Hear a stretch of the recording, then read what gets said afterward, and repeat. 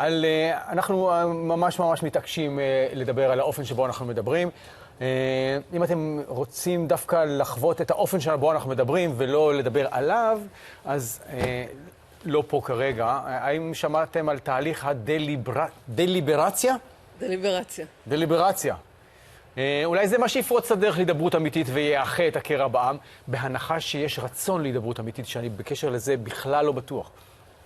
הנה הדוקטור עידית מנוסביץ', ראשת המחלקה לתקשורת, המכללה האקדמית כנרת, וממפתחות השיטה בארץ. מה העניינים? בוקר טוב, מצוין. קודם תני לי את הבסיס התיאורטי, מה זה דליברציה?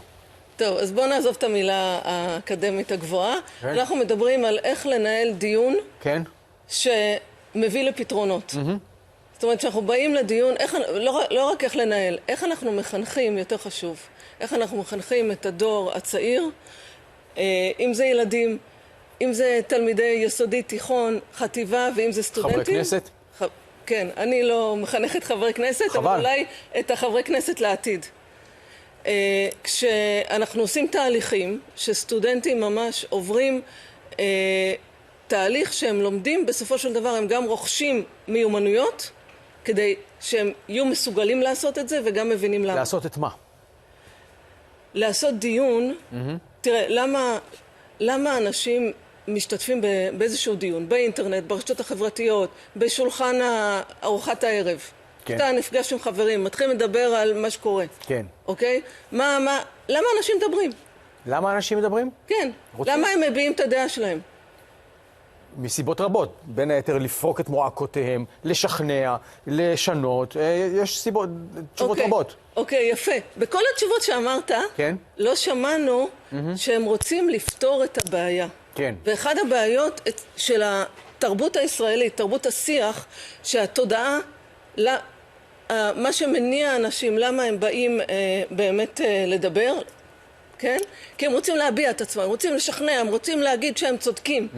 אבל בוא נחנך לתודעה. אני חושב שאין הסכמה על מהי הבעיה. פה אנחנו מתחילים. נכון. אין בעיה אחת, יש בעיות רבות, ולכן הפתרונות הם שונים, ולכן זה לא מתכנס לשום שיח. נכון, בגלל זה אנחנו צריכים לתת כלים ותודעה. תני לי כלים. כלים, בבקשה. בבקשה, כלי אחד. כלי אחד. לפני שנתחיל להגיד את הדעות שלנו, אוקיי. בוא נחשוב מה הבעיה, ובוא נמקד אותה. נעשה את זה בצורה מסודרת. טוב. אוקיי? דבר שני, בוא נחשוב מה אנחנו לא יודעים.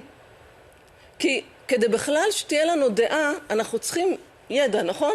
הוועדה למינוי שופטים. אוקיי. אנחנו בעד, נגד השינויים שמוצאים. מה אנחנו צריכים לדעת פה? מה המצב, כיצד נוהג אצלנו, כיצד נוהג אצל אחרים, האם המצב הוא בעייתי באמת. מצוין. אנחנו צריכים קודם כל לשאול את השאלות. מה זה הפרדת רשויות? למה הפרדת רשויות? אוקיי? מה זה עריצות הרוב? מה זה הגנה על המיעוט? אנחנו רוצים להבין, וכמו שאתה אומר... מהי זכותו של הרוב לשלוט, למרות הזכויות המיעוט? יפה. נגיד גם דוגמה כזאת. זכות הרוב לשלוט, זכויות המיעוט להגן על המיעוט, כן? כל הדברים, מה קורה בחול. אנחנו מתחילים את הדיון, הנטייה היא כשמתחילים דיון, אתה יושב עם חברים, דבר ראשון, אבל לפי דעתי, זאת דעתי, נכון? אנחנו לא מתחילים ככה. אנחנו מתחילים, רגע, מה השאלה ומה אנחנו צריכים לדעת. אוקיי. אחר כך אנחנו מתחילים, אוקיי, אז אם אלה, יש לנו כבר, מתחילים עם זה, מה בעצם האפשרויות? אוקיי? עכשיו, כל הזמן מכוון אותנו, לא אני צריכה להביע את דעתי ואני צודקת, אלא אנחנו ביחד רוצים לפתור את הבעיה בצורה שבסופו של דבר נוכל לחיות ביחד פה. כי בסוף הבעיות האלה לא נעלמות. נכון? אנחנו צריכים למצוא פתרונות שבאמת... אבל מה עושים בחברה משוסעת כמו החברה הזו שיש לה שאלת בסיס? השאלת הבסיס שלה היא ביבי או לא ביבי. עכשיו, השאלה הזאת היא בלתי ניתנת לפתרון, מכיוון שהיא שאלה שהיא יותר מהכל שאלה רגשית. ולכן, לא משנה אילו נתונים תביאי לתוך השיח הזה, הרי השיח האמיתי הוא לא על הרפורמה המשפטית, זו רק כסות. הכסות היא בין אנשים שמאמינים שבנימין נתניהו הוא המנהיג הטוב ביותר למדינת ישראל, לבין כאלה שלא מוכנים לקבל אותו כמנהיג בכלל. איך את מפשרת על דבר כזה? אילו נתונים אפשר להביא? תראה, קודם כל, אני לא מסכימה איתך שזאת השאלה המרכזית. אני חושבת שבאמת זה עניין של תהליך,